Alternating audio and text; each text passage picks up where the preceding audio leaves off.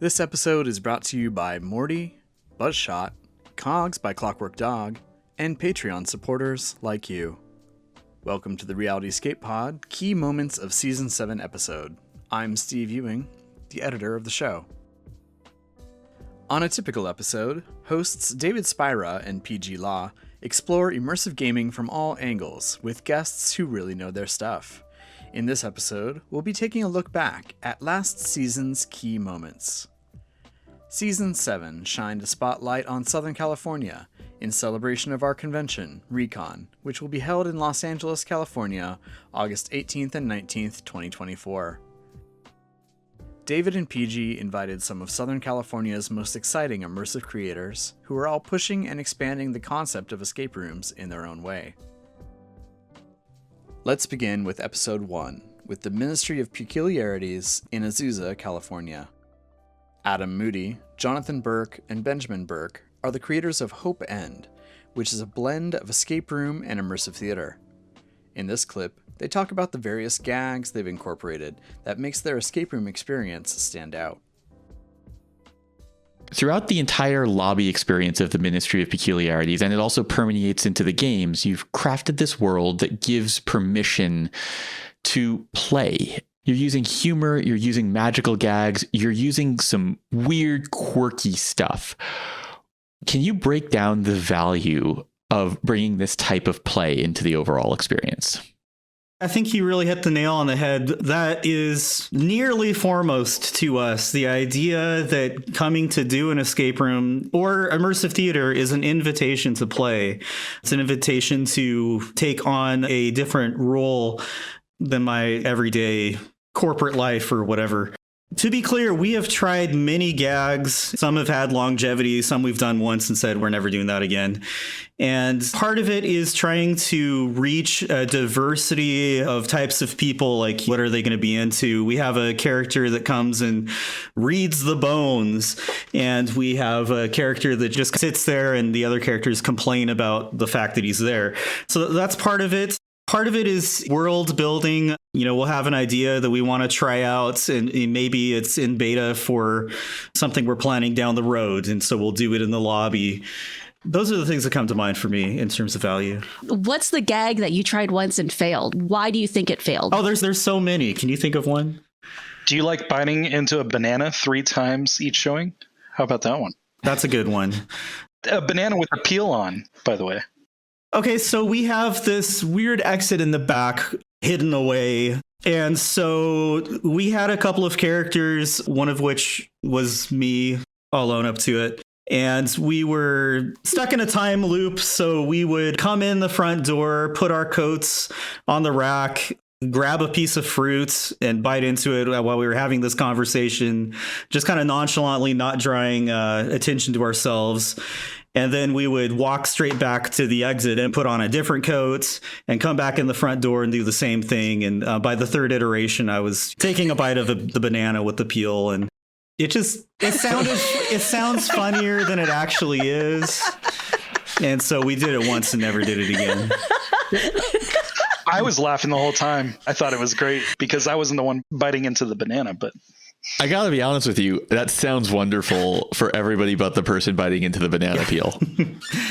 I mean, yeah. Wait, so is this a gag that you would do just as part of the escape room experience, like in the waiting lobby? Yeah. When we have groups that show up early enough, we do all kinds of things. Over the past 2 years, we've developed quite a repertoire, I should say, mostly Benjamin. A pre-show. It's like when you show up early to Cirque du Soleil and you get a pre-show. So the message here is don't be like me when I visited the Ministry of Peculiarities and have massive car problems and show up late and very harried. Oh, we were sweating that one for sure. Yeah, I felt bad. It feels like you are all unique individuals who have decided to go and turn the uniqueness of yourselves into this unusual institution that makes weird stuff. And I think it's really cool. Oh, thank you. Adam, Jonathan, and Benjamin are self-described quirky guys, and if you're headed to RECON, I encourage you to witness it firsthand at the Ministry of Peculiarities. 2 hours east of LA, in the Mojave Desert, there's an event you can go to once a year called Wasteland Weekend. If you love the aesthetic of the Fallout series, or the Mad Max movies, this is the event for you. And it's the brainchild of Jared Butler, our guest for episode 2. Attendees show up in costume and often drive in with outlandish cars that are near perfect recreations of those in the movies. But David wanted to know what people actually do once they're there. So you pull into Wasteland Weekend, you hand over your ticket. I want to hit on some of the things that are different. People that have been to other festivals, maybe some of the differences. So if you're one of the themed camps, the ones in the theme zone, the approved tribes, we call them different things, but you have already gone through an application process if you're one of those that shows us that you're going to do something themed. Can we talk a little bit about what you mean by a themed camp? Yeah. So if you're going to be in what we call Wasteland City, you're going to be a camp that has committed to trying to have a 360-degree themed experience. It can be very elaborate, but it can also be pretty simple. It can just be, well, we've got this old military tent and we're not going to park our modern cars there. And if we have a cooler, we're going to cover it with an old painter's tarp or whatever. You can do some simple things like that. All it means is that you don't have a blue pop-up and you don't have these things that would give it away, that you're just at a modern festival camp.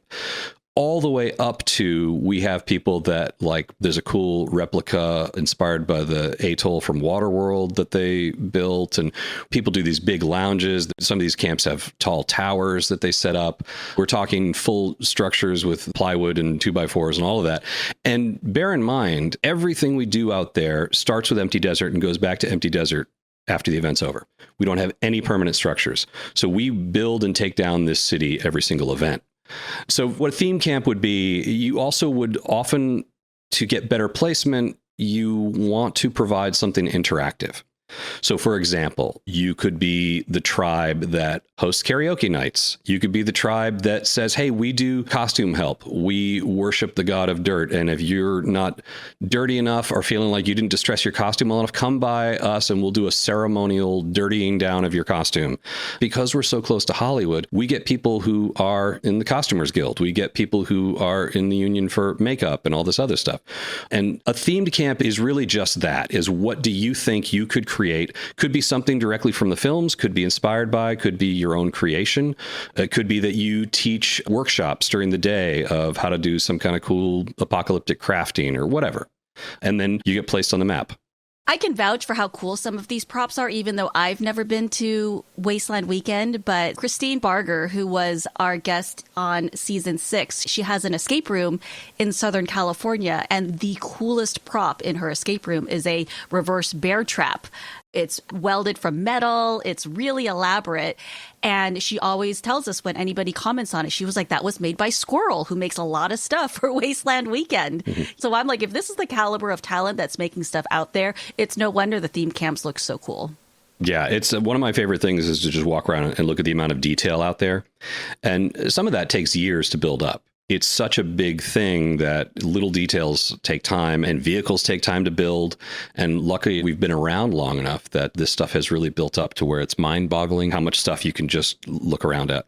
So one of the things that's really mind-boggling to me when I look at videos or images from Wasteland Weekend are the themed cars. Yeah. These are crazy. And we'll put some photos in the show notes, but they look like Mad Max vehicles.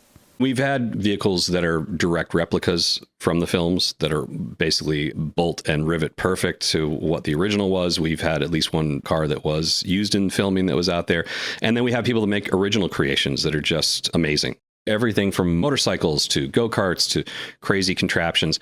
We get these amazing creations over the years, and many of them are not street legal, so they have to be trailered out. Some of them get trailered coming in from Canada and places like that. And we have a car cruise that we do, which is about the size or larger than the Armada that Morton Joe had in Fury Road.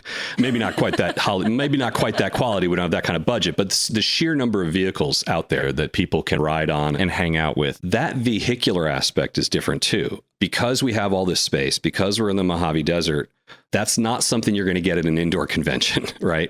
It's not something that you're otherwise going to get. And we're so lucky to have this desert landscape, right?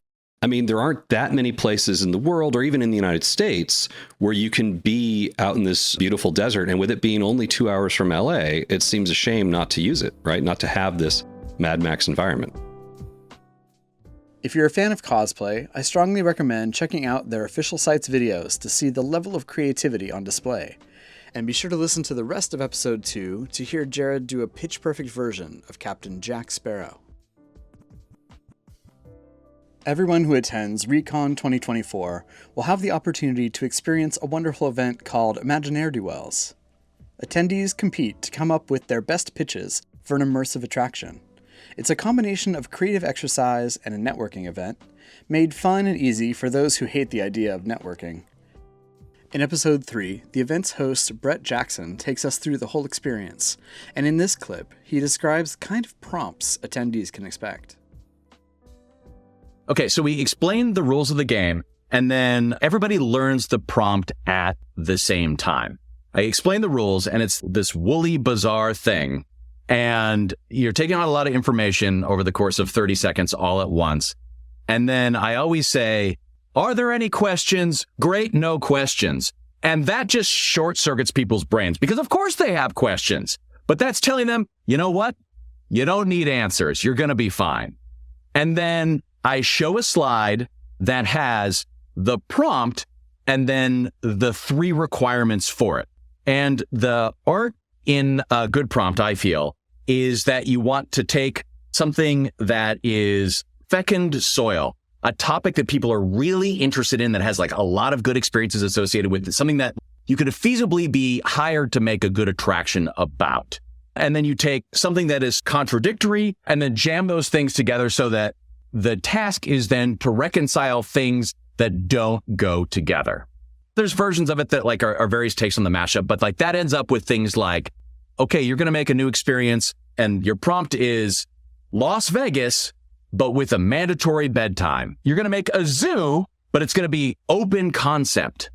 No cages, no bars. I remember that No cages, one. no walls. That was the one that I went to. Oh, yeah. Okay, cool. For the TEA Meets one we did with the Wild Optimists, who, again, I'm sure fans of the show know and love, we did one called No Single Riders, which is attractions for dating singles. Oh. And then we give 3 requirements, and they're generally in this format right here. An experience that is safe for singles to meet and mingle. Again, we try to keep everything generally safe and happy and pleasant. Never mean, never cruel, never bullying. That's something that we just don't have in our club. 2, an experience that is effective at making connections. Again, this is a legitimate creative constraint. You've got an attraction for singles, and you actually want people to be able to meet and mingle. So this is not just a complete goof off. When you hear an attraction that satisfies these 2 requirements, all of a sudden, this is a good idea, no matter how silly it is. No matter what it looks like, it does fit the viability criteria. And then 3 is always cleverly named with theme-appropriate wordplay. And so the 3 is like, what are you going to name this attraction? People then have 15 minutes. We have a timer on the screen that's countdown. We ask that it be completely silent. A lot of people like working in silence. I also like working in silence. We have lo-fi chill music playing on a loop in the background, pretty low. And we have a countdown timer in the lower part of the screen. And then the prompt remains on screen. So you can refer to it at all points throughout the 15 minutes. And everybody has 15 minutes and they fill out their player cards. And then at the end of it, we say, time is up, Sharpie's down. And then we all repeat the club serenity mantra, which is that perfection is the enemy of progress. And now we say, okay, Creative Fellowship is why we are here. And so we're going to take 30 minutes to judge this. And in the meantime, there's an intermission game that has to do with some secret thing on your name tag. Our classic one is that each name tag has a tiny little glyph on it. It's either a churro, a corn dog, or a turkey leg. And I always like the joke, yes, the original Holy Trinity. Sometimes people laugh at that, and sometimes it just skates right by, but it always makes me laugh. And the idea is that you have to find somebody in each of the 3 types, and you have to ask them what they made. And as we say here, don't worry about people stealing your ideas, because if it's in any way original, you're going to have to ram it down their throats. And then you go and you get a drink. You walk up to somebody and you're like, oh, corn dog. What did you make? And you have an excuse to talk to them. You can seek out the people you would have wanted to talk to already, or you can just go to the bathroom or be on your phone or anything else. It's not mandatory, but you do have a very light flavor of objectives if you actually do want to talk to people. What I really love about this sort of mini game is that you, as a participant in Imagine Duels, end up spending the better part of a half an hour hearing other people's ideas, but also pitching your own and practicing pitching your own. Yes, exactly. It's sort of like telling a story. The first time you tell a story, it's going to be too long. It's going to have too many asides. It's going to have jokes that don't land. It's going to not feel like a whole. But if you tell that story 2 or 3 more times, it will become more concise. The punchlines will land. Your timing will be better. You'll realize the details that don't matter and you'll cut them. All of that stuff gets much better. And so over the course of that half hour, you are low-key practicing for what comes next if you get selected. Yeah. And you're also getting to hear other people's ideas. And that takes a lot of the pressure off because we always have the expectation that somebody else's ideas are going to be gold and ours are trash compared to that. And that's just more of the imposter syndrome that we as creatives suffer from. And so when you get to hear a lot of different ideas, you go like, I might have a chance here. These are all kind of zany ideas. Oh, mine's pretty good. And then people hear your idea and they react to it very favorably. And that also gives you confidence. I cannot wait to try out this concept at RECON. It sounds like a blast. Listen to the rest of episode 3 to learn more about the name Imagine Duels and to learn more about the street gangs who roam Disney's parks. Episode 4 brought us Jason and Marquetta Richard from San Diego's Steal and Escape. Jason runs tech for the venue, but he wasn't always as experienced as he is now.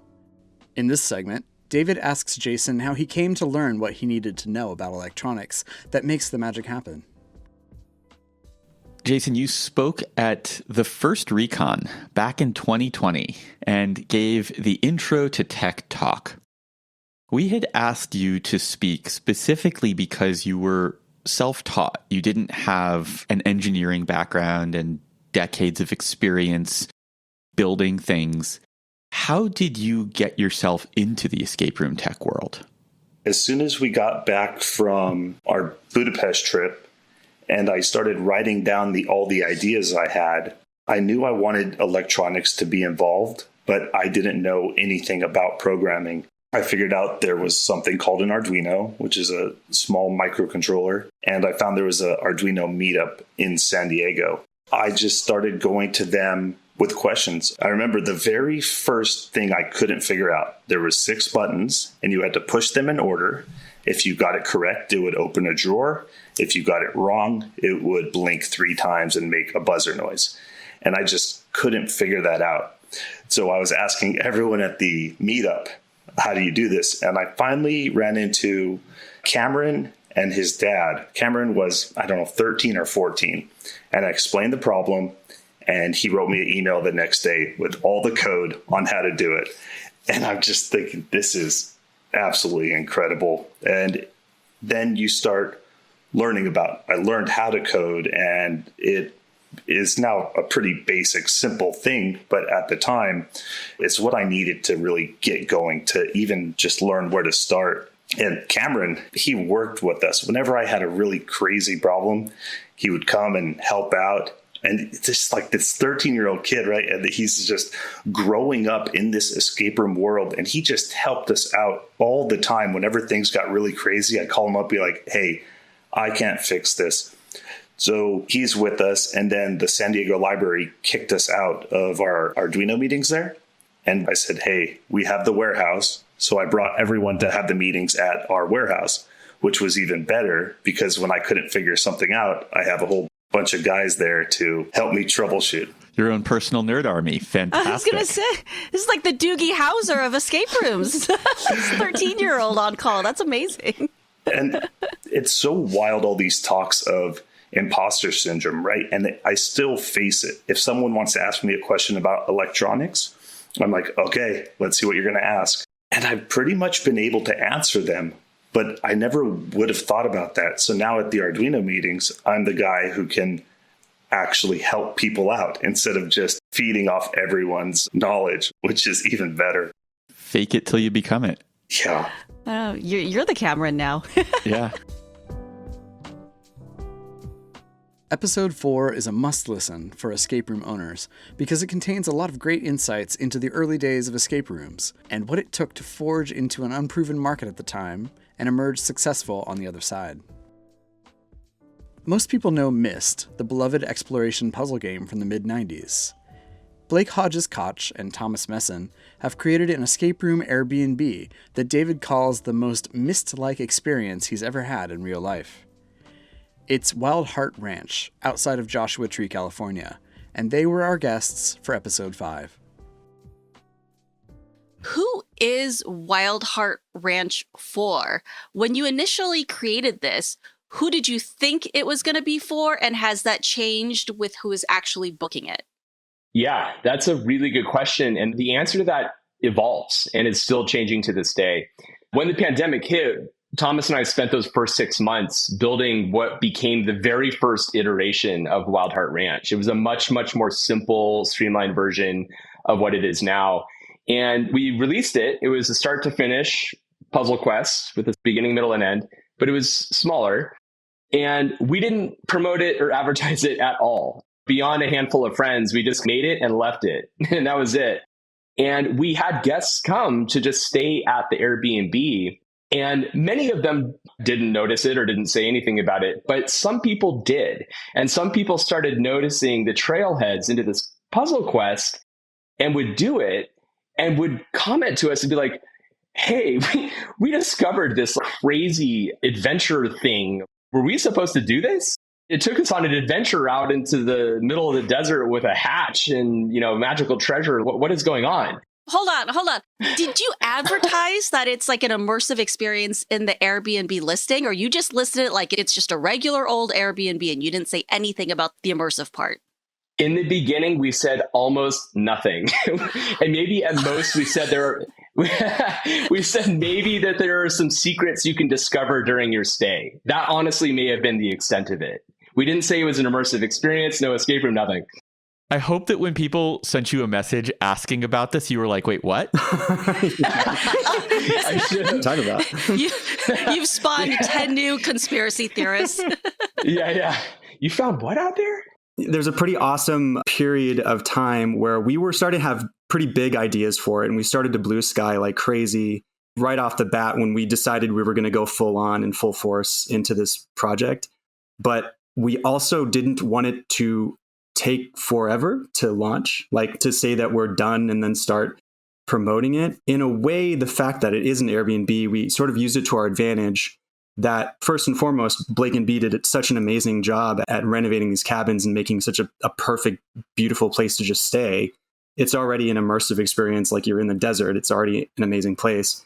We had the advantage of being able to slow roll our stages of the experience as a whole. So we just said, we have all these plans, like pages and pages of ideas.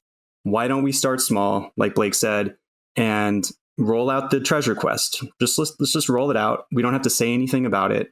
We know that we're going to keep adding to this thing. We know the end goal, but this is like the intro to the story. We had the story Bible at that time. But there was an awesome period of time where there were guests that had no idea.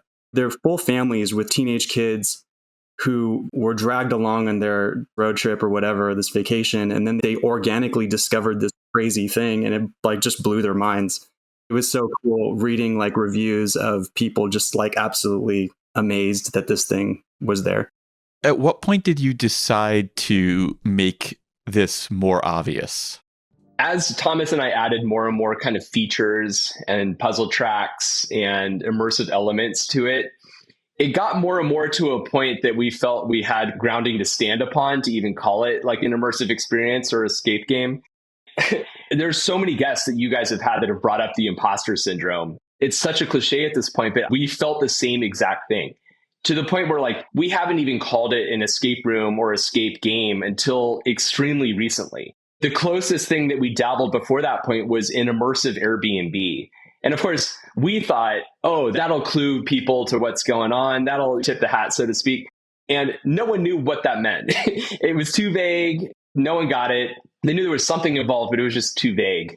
So it was really just like as we rolled out more and got it to a point, and then we started noticing that more and more escape room enthusiasts were coming out. And it became interesting. And I remember Dan Egnor was actually one of the early kind of adopters of this, if you will, and speak our praises about the experience. And we're like, wow, Dan is such a figure in the escape room world. Like maybe we're starting to tap into that community a little bit.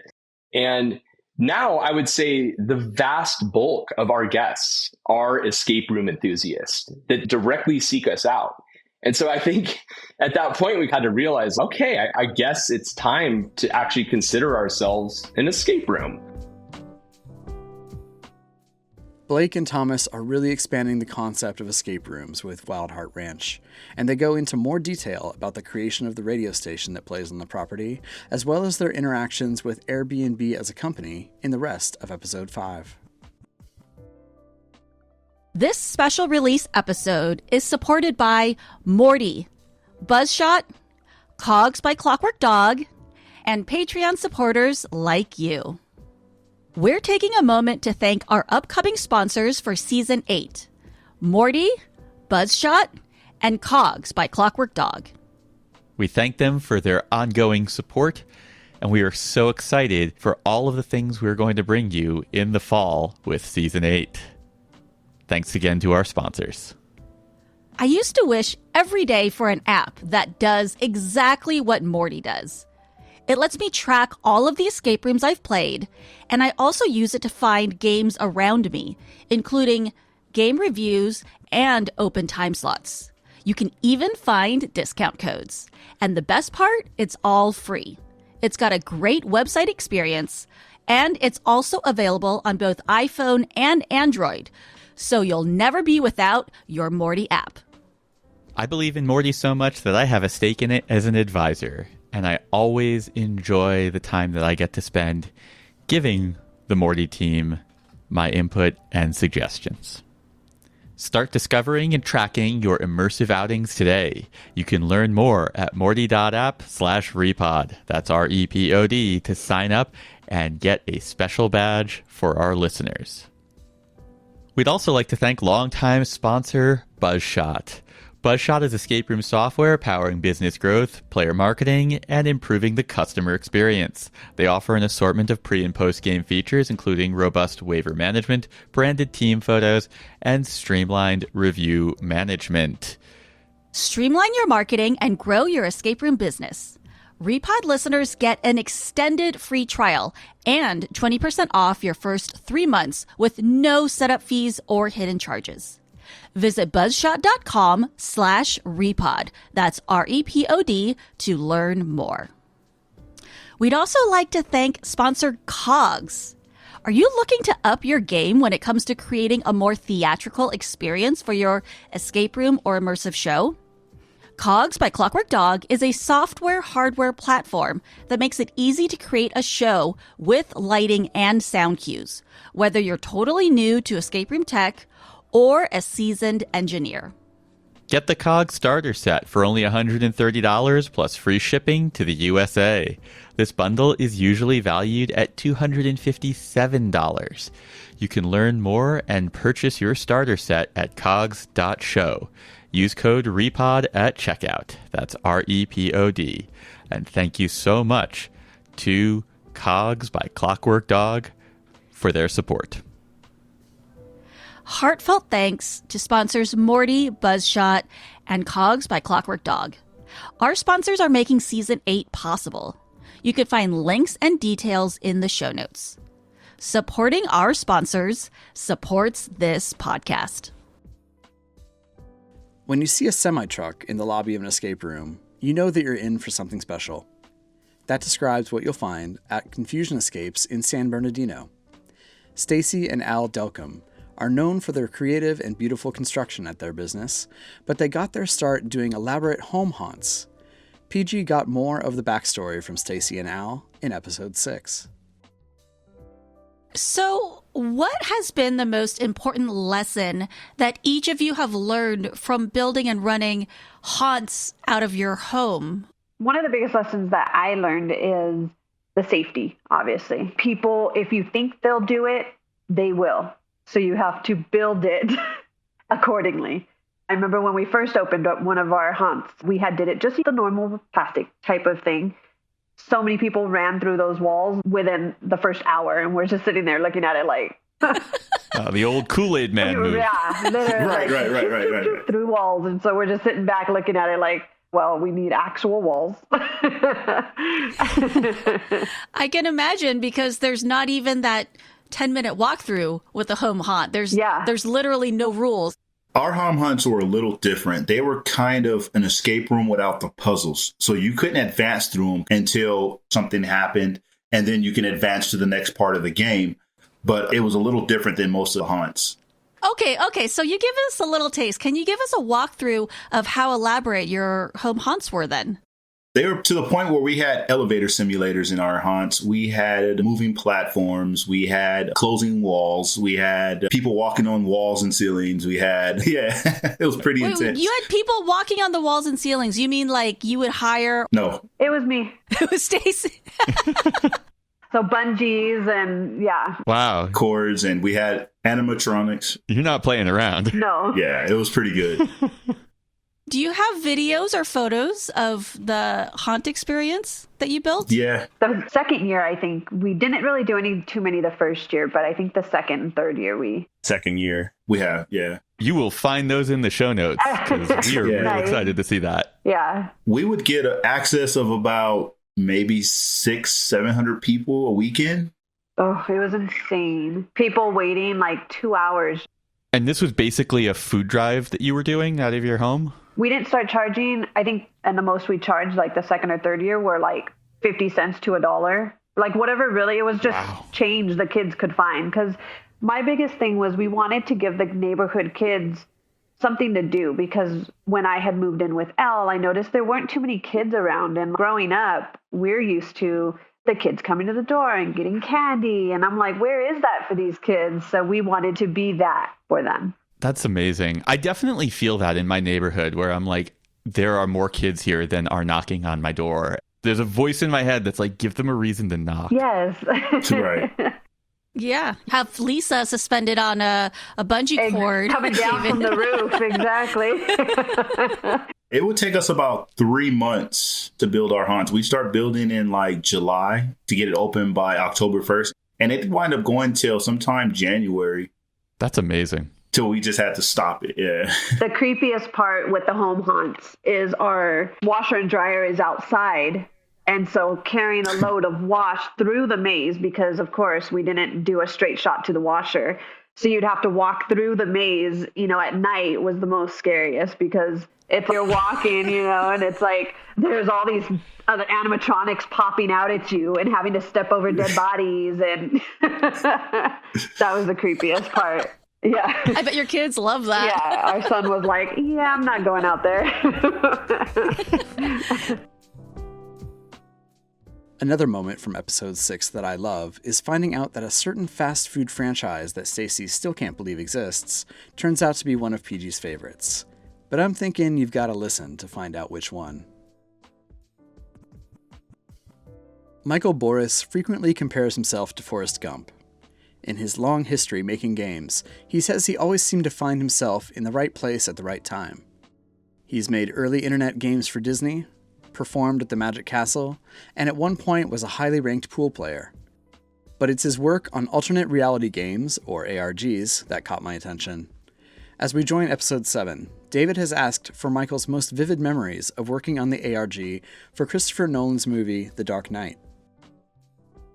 The trust that Christopher Nolan had in us to build the track in front of a speeding train that was traveling in 40 simultaneous countries at one time for live events, and being able to create story and experience that ties into one of the most beloved brands of all time. I mean, it almost sounds like I've written that and I say it a lot, but I don't. That really is what it was. It's the trust.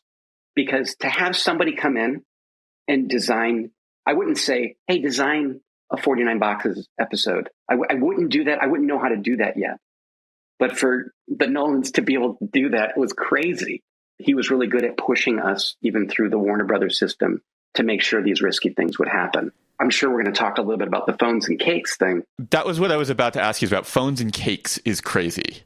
Yeah, because we're dealing with food. You do not deal with food for any marketing at all. Okay, you guys got to explain this phones and cakes thing for somebody who was totally out of the loop back in the 2000s.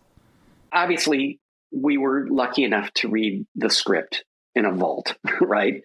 And it's not like we could leave with the script. It was, you're going to memorize a lot of information. This is the script to The Dark Knight, which was the sequel to Batman Begins, which really reinvented the superhero genre. The movie landscape that we currently have, for better or for worse, was born on the back of Christopher Nolan's work. And so this film was, especially in its time, but I think still even today, a very big deal, just to lay that groundwork for people. Yeah. So there's a brief moment, you remember in that movie, that iconic movie, where the dude has something blinking in his belly and you realize, oh, it's a phone and this is not going to end well. This is not going to end well at all. And I remember being with Alex and a few other folks in that meeting, and we have 2 weeks to make this happen too. And by the way, that's what every single leg of this 1.5 long experience was. We have 2 weeks to design, implement, and then make it work. But in the meantime, while the events are going, we're designing the next level that's happening. So half the time, we're not even able to enjoy the thing that we're building because we're building the next part of it, right? Here's what it looked like to the players. Players find a secret Joker-created website. That is a Circus Strongman website where the player just taps on a little weathered Carney Midway strength meter and it reaches the top. Ding! You win a very ugly stuffed animal.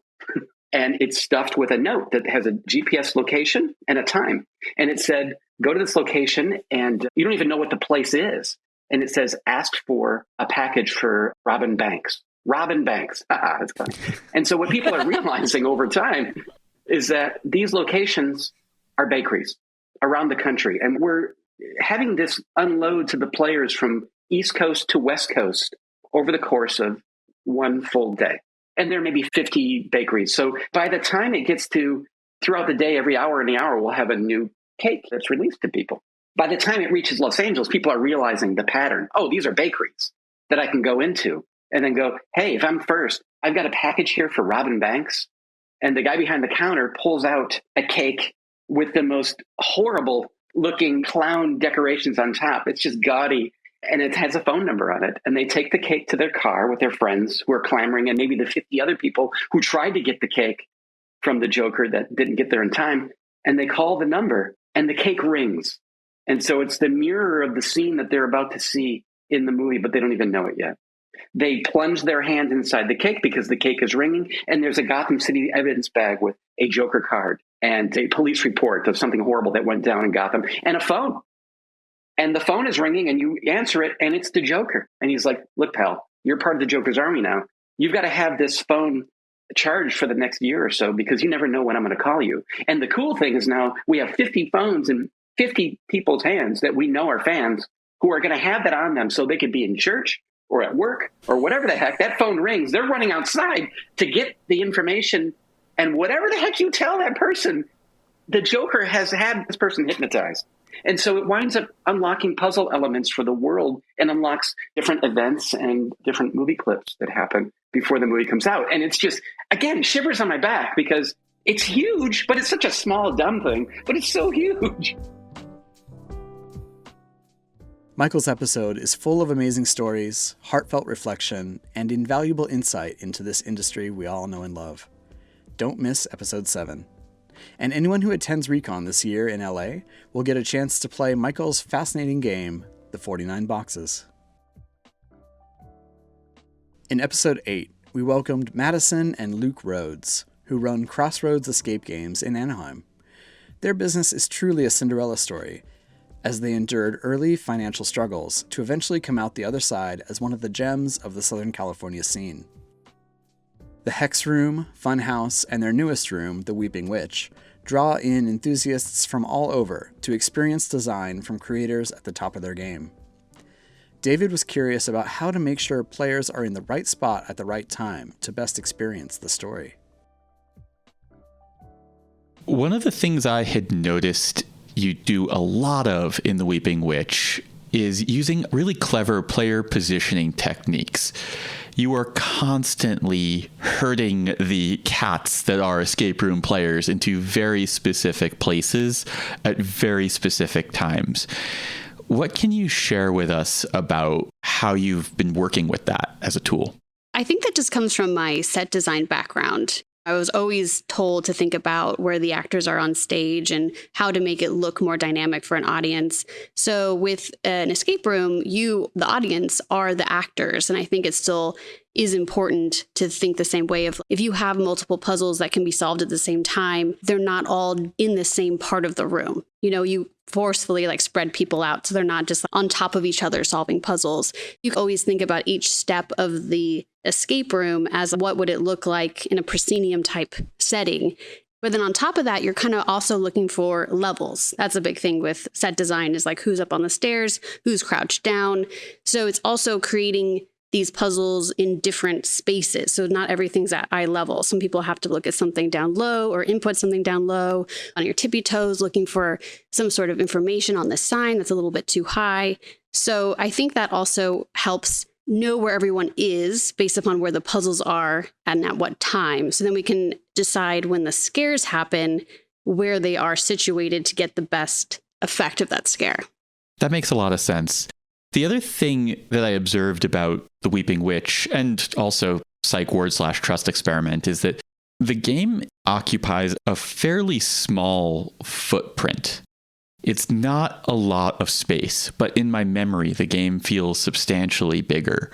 I'm imagining that you were doing a lot of deliberate thinking about how to maximize that space. What were you trying to do with it? Well, with the psych ward, it was really important that it was really a small space. And fun fact, this area was actually the final room of the Hex Room when we very first opened it. But it was just too large of a space for this final event. So we actually cut that off and then turned it into its own little game. We've played small escape rooms before, and sometimes it just feels cheap because it's so small. But I feel like as a designer, having a small space helps corral people a little bit better, helps them work together too. Easier to fill with interesting things to look at. Yeah. So the psych ward made sense that it was in a small space because you're in a psych ward and it's all about this trust and betrayal that being this physically close to people added to it. The social aspect was heightened because you couldn't physically go somewhere else and have a secret conversation. Yeah, you're lying to everybody, but they're sitting right next to you. Yeah. So then with Weeping Witch, it was the same idea. This is such a small space. There's nowhere to run and hide. It's just this little room that you're stuck in. And I think it just lent itself well to that idea. People ask us, they're like, do we have to run in this game? It's to where? And I always tell them there's nowhere to run. And that makes it worse for them. Yeah. I will say that even for being a small space, though, Weeping Witch is probably one of the harder escape rooms that I've played. And I don't mean that in a negative way. One of the things that I loved about it is that you didn't dumb down the puzzles because it was scary. Most horror escape rooms, there's not that many puzzles or they're not that hard because rightfully so, they probably assume that people have a hard time thinking correctly when they're so scared. But I found the puzzles to be really complex and layered and nuanced and challenging. But that's part of what I really enjoyed about it. So I don't want listeners to think, oh, it's small, it's probably not that difficult. This was probably one of the more challenging rooms. That was probably one of the more challenging parts of the design, too. Yeah, we had to restructure the game quite a few times and we had to cut a few puzzles. But that was important to me because I've done these scary escape rooms where you're too scared to solve puzzles. So that's why it's dumbed down. But then you don't feel successful afterwards because you don't feel like you really solved anything. You just put red with red, you know? So in the Weeping Witch, it was important to me to have these scary moments. And then there's clearly a sense of, okay, we're safe now. We can continue solving puzzles, and then scary moment, and now puzzle solving time. So that way you get the best of both worlds. Yeah, that's actually one of the smartest things that you guys did with Weeping Witch was you make it very clear from the beginning of the game that there is going to be a moment and you know it's going to be the scary moment. And then you give a very clear signal to the players of when does this puzzling stop and now it's time to be scared. And I thought it was a really great effect. And it didn't stop it from being scary. Actually, if anything, it almost heightened it a little bit more because now you're primed to expect something, but you don't really know quite what. Yeah, I tell everyone that it's not really jump scary. It's more nightmare inducing.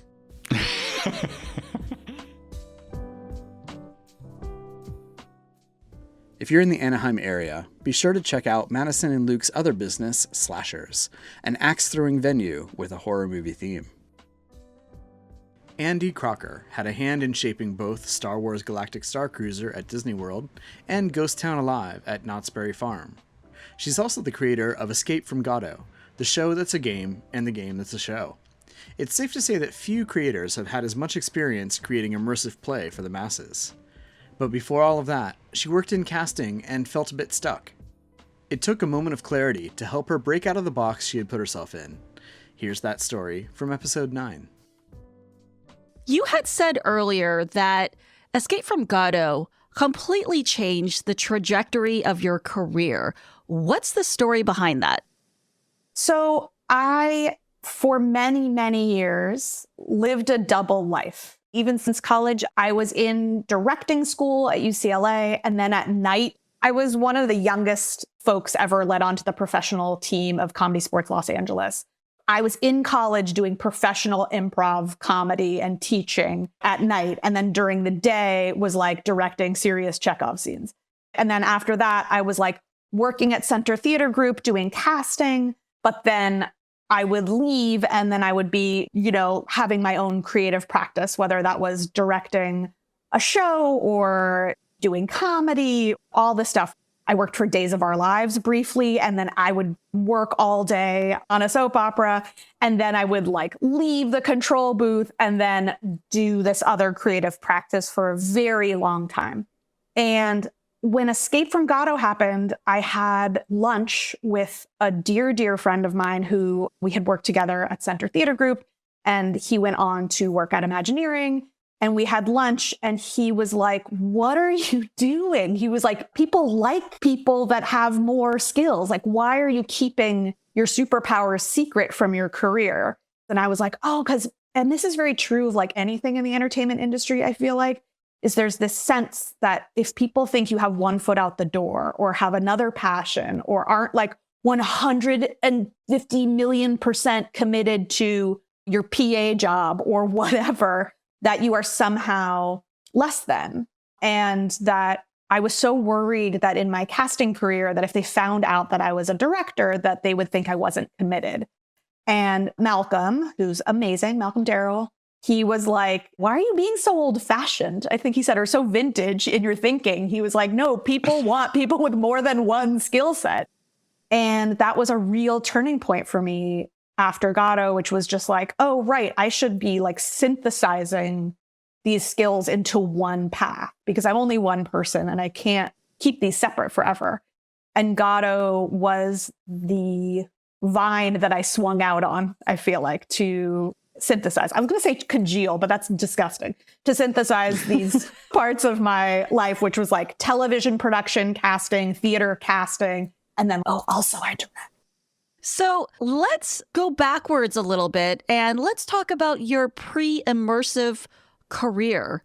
I know you said you have a background in improv, and I believe that you performed with our season 1, episode 2 guest, Survivor Challenge designer Miles Nye. How did you get into improv? Okay, first of all, I love Miles. Miles and I are very close, but I was doing improv. I started in college to help me with my directing. I've been wanting to be a director since I was 15 years old.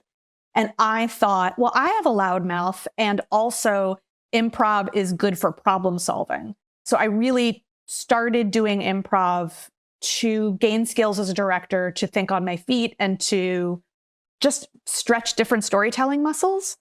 And I ended up auditioning for Comedy Sports Los Angeles in 2000 while I was still in college. And I got in, and it was bonkers because I was still in college, and then I would drive across town to do these shows, but I met some incredible people through there. And it was like my gym, it was my church, it was so many things.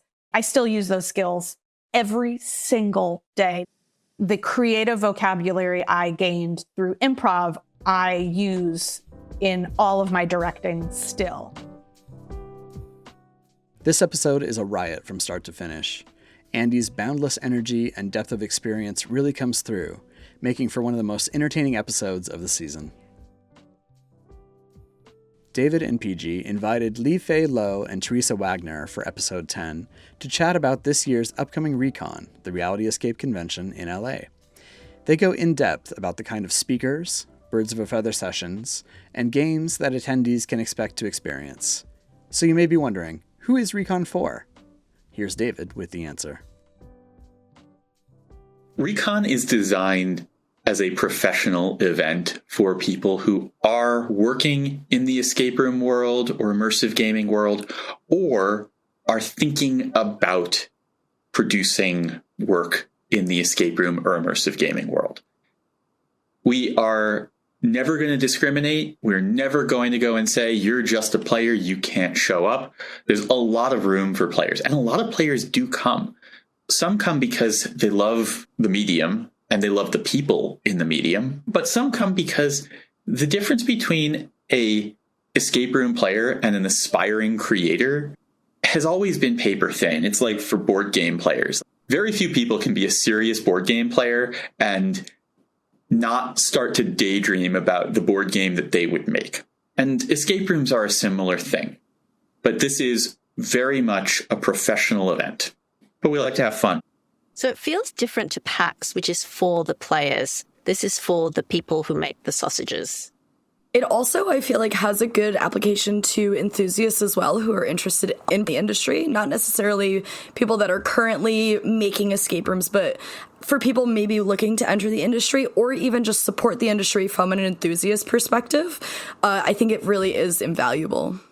We go out of our way to coach our speakers on being present at the event, being there to speak to people. We do what we call click busting, because we've been to other conferences where there are dominant cliques that are also made up of most of the speakers at the show. And they talk to each other, they hang out with each other, and they don't really make much room for other people. We really try not to spend so much time with just people that we've already known. We really, from the organizers to the speakers, go out of our way to make sure that there is a very egalitarian feel when conversation is happening. The players who come also make important contributions to the conversations as well, because these games are made for players. And I think it is really useful for creators to keep the viewpoints and the differing viewpoints and preferences of players in mind as well. So I think it keeps those conversations grounded, having players at the con. Whether we're talking about the content of the talks or the content of the show floor, there's going to be a show floor, we'll get to that shortly, or the discussions that we're going to be having, these are professionally focused. And that's been the North Star for the team for quite a while. In the past, we used to have talks in RECON 20 and 21 where we would have a talk or two that was focused on player-related things. Those don't exist anymore. The talks are all very professionally focused, but we've also come to realize that the players who want to show up at an event like this, they want to learn also. So the professional content appeals to them, but that's where everything is focused. If you're a new owner, what are some benefits for people who are new owners or who are looking to break into the industry? What can you get out of RECON? I suspect that the birds of the feather and the networking are going to be the most useful for new people. Of course, we have great talks, but being able to meet people, ask questions, and learn from the mistakes that others have made and the tips that others have are probably what new or thinking about owners have found the most useful in previous cons. Now, if you are a really successful escape room owner, you know, you've been around the block, you've got a booming business, what does RECON have to offer you? Every talk that we put on stage is designed with all different levels in mind. One of the things that we've found with working with speakers is you can craft a talk where almost everything will be really valuable to somebody who is newer to the craft or learning about the subject that is being talked about on stage. But we always try to make sure that every single talk has something in there that's really powerful for the established creator and business owner. There's always something. And that's one of the things that we like to really think about is if you're really deep in the craft, if you really know what you're doing, you're looking for gems that you can pluck out. If you are newer to this, then everything is valuable. But we want to make sure there's something for everybody. And from the birds of a feather and more conversational content, there is a lot of value for established creators in conversing on these subjects. It's remarkable what happens when you stop practicing and spend a little bit of time teaching people what you know. All of a sudden, these ideas that have been mushy in your head start to take form into something that you can actually go back home and put into practice. It's a really cool thing that happens where you go into a conference, you actually just teach people, and then you come home having a better understanding of what you knew going in. A lot of what we have going on at RECON is about rut busting. It's about getting you to think in different directions. We have the game that we make for RECON, and the goal for that is always to go and explore new design space. We have these experiences that we bring in, and those are about introducing people to new ways of doing similar things. And then, again, the talks. So much of what we have going on is really there to help people build new mental pathways and think about new ways of doing old things. Tickets are available now at realityescapecon.com. Noah Nelson spends a lot of time thinking about all things immersive. As the founder and publisher of the No Proscenium blog, as a member of the Cal Arts faculty, and as a fan. But what does immersive mean anyway? In episode 11, he breaks down the term, where it's gone right and where it's gone hilariously wrong. When most people say immersive, they're thinking of it. Immersive is a real word, right? And the definition at Webster's, providing, involving, or characterized by deep absorption or immersion in something, parenthetical, such as an activity or a real or artificial environment, right? That's literally what the adjective immersive means, right? And the buzzword part of it that's so sticky for everybody is that sense of absorption. So when someone's selling you, this is an immersive experience, they're often meaning you're going to be really into it. At one point, Samsung was selling an immersive toilet. Those are called bidets. Yeah. It's true. Get a bidet. But on the flip side, like, it also means falling into the toilet. So pretty sure something was slightly lost in the translation there. When a layperson, when a non-designer says immersive, and what they're looking for, what the audience is looking for is something that they're going to really lose themselves in, which is why it is an effective marketing term. You're promising that people are going to lose themselves or find themselves in something that is all-encompassing. But what we're concerned about over at NoPro and over at like the Immersive Experience Institute, and what I'm concerned about is in teaching this to students is, well, how do we get that immersive effect? How do we get people to be really lost in this stuff? So our definition, our short definition for immersive is that which meaningfully puts the audience on the same level as the primary action in a story/environment, usually physically and or narratively. For example, the audience is part of the world in an immersive piece, even if it is mainly as a physical obstacle. That's the absolute heart of it. There's more that builds out from there, but that is the heart of the piece. You're on the same level. Now, I want to point out, one of the seeds of this definition was actually from this simple line that was in a piece about a Japanese theme park horror thing that was on some anime news website that I still can't dig up. They were talking about the audience is on the same plane as the performers. And I was like, that's a really concise way of thinking of this, right? But we're not just talking about performers. In terms of what we think of as all the things that fit under the immersive tent, it can be a lot more than just physical things. But you got to put the audience at the same level as the action. And if they're at the same level as the action, then we're immersive. We might not be really immersive. We might not be deeply immersive. We might not be good immersive. Let's say, I don't know, I rented a warehouse in Glasgow and maybe got some banners printed up with some vaguely chocolate factory-like things and put some actors in some green wigs. And had AI write a script. This will be fine. This will be great. This will be fine. And then I let people wander around and talk to the characters and take photos in front of backgrounds, lose themselves in a realm of pure imagination. Let's say that I did that. Would that be immersive? Technically, yeah. Would it be bad? Oh, incredibly bad if you put minimal effort in. That train wreck is like that meme of what my family thinks that I do. Yeah. That's what they see. This is why sometimes these buzzwords, it's just anybody can slap that on something and call it immersive. Where do we draw the line? Technically, it is immersive. The thing is that the existence of a bad form of something does not invalidate the good work that's being done there. Right. A bad restaurant does not make a Michelin star restaurant or the concept of it somehow suck. Yeah. The fact that many bad movies exist does not make cinema broken. Yeah. The beginning of all this, right? 10 years ago when we were starting, I was a lot more nervous about a bad show turning off people from the work. You might lose specific people, but there's enough work right now that I really don't feel like we're in danger of that. What we're more in danger of is everything being mid, right? Everything being minimal to mid effort, and then people getting bored with the form that way.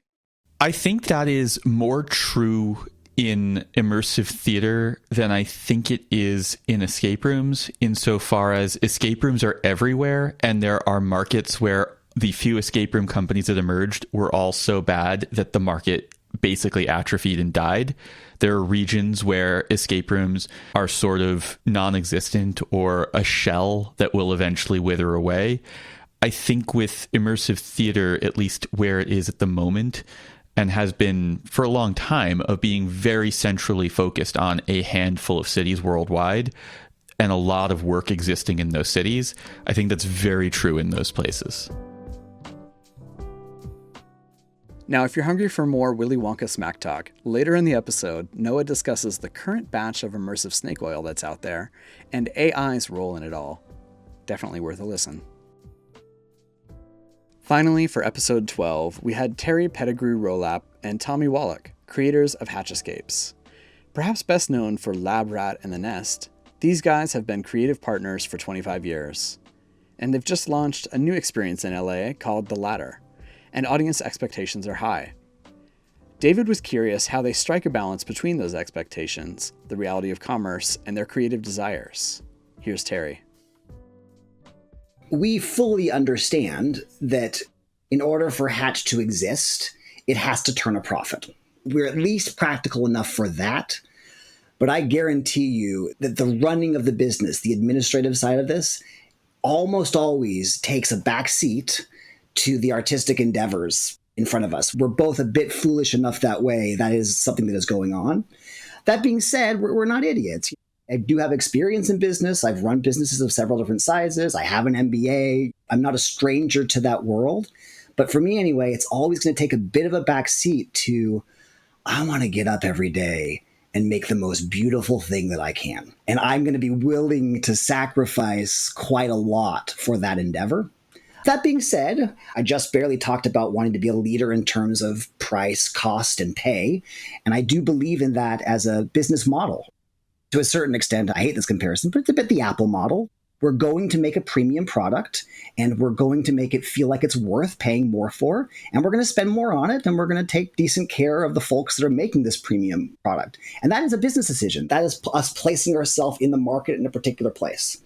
We have a lot of very friendly debates, Terry and I. But in a perfect world, I think we would continue to make impractical artistic products for ourselves and take on some work for others that would help us make that viable. That would be like an ideal situation for me, so that our main products aren't mostly concerned with business, but as a whole, we can compromise through outside work. Interesting. On a similar subject, how do you both handle disagreements and creative differences between one another? We love talking about this. I've attempted collaborations many times in many different fields, and it has basically been only disaster and catastrophe in every other attempt, in every other medium. When I say that Terry and I have never had conflict in 25 years, it is the God's honest truth. Terry and I do not have conflict. It's mostly because of our personalities, and by our personalities, I mean Terry's personality. I'm like curmudgeonly, and I'm short-tempered a little bit. I'm very opinionated. Terry is also very opinionated, but you can't offend Terry. Terry is unoffendable. And when someone else is unoffendable, it makes you unoffendable too, because you know that you can go at them. Like, Terry can spend a week working on something, and I mean like a full week, and bring it to me, and I can be like, it's not right, man. And then he's like, okay. It doesn't create this. And we trust each other's judgment so much. So everything is just a conversation. And this is a really boring cliche, but it is true. We tend to live by if we cannot resolve, we have to go to a third method.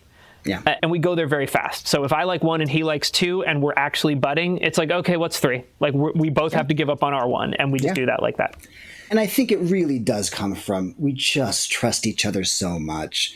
If one of us feels strongly in any way about anything, that is the ultimate flag for each of us that there is some better way out there.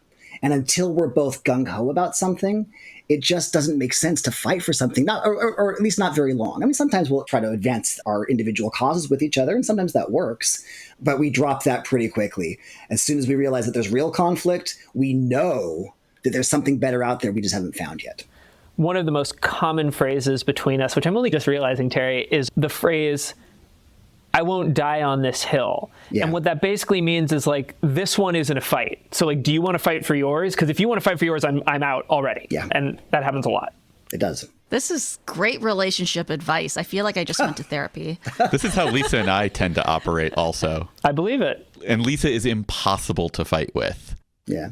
Although I think Tommy's being a bit too generous about my inability to anger, especially over the past couple of months as the stress of the ladder has built. I have snapped at Tommy a few times that I deeply regret, although my snapping is a bit like a baby panda having a temper tantrum. But it does happen. It's very cute snapping. It's very cute snapping. And also, one of the cool things about Terry is he's both so busy and so ADD that one of the ways to win almost any debate with Terry is just make him debate you for too long. And he'll get bored and just be like, whatever, I can't keep talking about this. It works, you know. That's very true. Check out the rest of episode 12 for other juicy tidbits. Their ongoing Frankenstein obsession, Terry's surprising stint running a moving company, and the special sound cue they added to Lab Rat just for assertive guys. And that rounds out the season of Southern California Luminaries. If you enjoyed this episode, be sure to subscribe to the podcast, and don't forget to tell a friend. Season 8 is shaping up to be another stellar group of guests, and the first episode will be coming in September 2024. Don't miss it. The Reality Escape Pod is produced by Teresa Piazza with support by Lisa Spira. This episode was written and edited by me, Steve Ewing of Stand Inside Media. Music by Ryan Elder. Logo by Janine Proct. All of this is brought to you by RoomEscapeArtist.com, your home for well-researched, rational, and reasonably humorous escape room and immersive gaming content and events.